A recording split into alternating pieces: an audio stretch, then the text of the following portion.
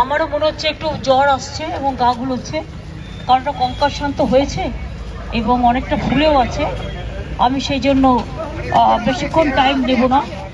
আমার সাথে সুপ্রিম কোর্টের ভার্ডিক্ট অনুযায়ী আমার সাথে অনারেবল গভর্নরের মিটিং ভালোভাবে হয়েছে, সৌজন্যমূলকভাবে আমরা টোটালটাই ডিসকাস করেছি এবং 26 তারিখে আমি আবার আসব, আবার দেখা হবে।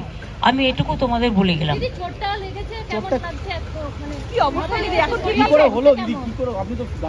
আমি জানি না, একটা কোনো গাড়ি আমরা দেখতে পাইনি, গাড়িটা কি, আমরা বেরোচ্ছিলাম, ধরো আমরা একটা গলি দিয়ে বেরোচ্ছি তো, আর ওই গাড়িটা প্রায় 200 স্পিডে যাচ্ছিল, যেতে যেতে মানে আমাকে গাড়িটা প্রায় ড্যাশই করে দিত এবং গাড়ি মানে পুরো মরেই যেতাম ওখানে। ওখানে আমার যে ড্রাইভার ছিল পুলিশের, আমার যে ড্রাইভ করছিল সে, কারণ আমাদের তো হেলিকপ্টারে আসার কথা ছিল, আমরা আসিনি ওয়েদারের জন্য, ও সঙ্গে সঙ্গে ব্রেকটা কষে এবং বুদ্ধিমানের কাজ করে ব্রেকটা কেসেছে। ব্রেকটা যখন কষেছে আমার পুরো ড্যাশবোর্ডটা এসে মাথায় লেগেছে, আর তখন একটা কনকাশন হয়েছে এবং কিছুটা রক্তও পড়েছে এবং কিছু ফুলেও আছে।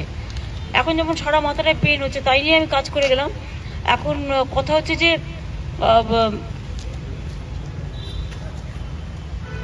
গাড়িটা যদি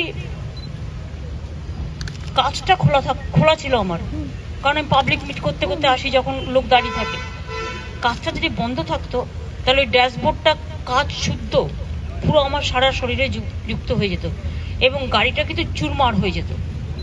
ওই ব্রেকটা কেসেছিল বলে কোনো রকম 1 সেকেন্ডের জন্য হয়তো বলতে পারো মানুষের আশীর্বাদেই বেঁচেছি। এখন আমার মাথাটা ভীষণ টনটন করছে, যন্ত্রণাও করছে, আমি ওষুধ খেয়েছি কিন্তু আমার ভীষণ ঠান্ডা লাগছে এবং গা বমি বমি করছে, তাই আমি একটু বাড়ি যাচ্ছি। না না, আমি হসপিটালে কোনো ষড়যন্ত্র কিছু মনে হচ্ছে? না না, প্রশাসন এগুলো দেখো, অনেকে অনেক সময় মিসইউজও করে কারো কারো গাড়ি বলে। এগুলো তোমরা তো দেখেছো, বিএসএফ এর ড্রেস পরে আমার বাড়ি চলে গেছিল। আমার মনে হয় এটা পুলিশ ইনভেস্টিগেশন করুক, মানে law will take its own course.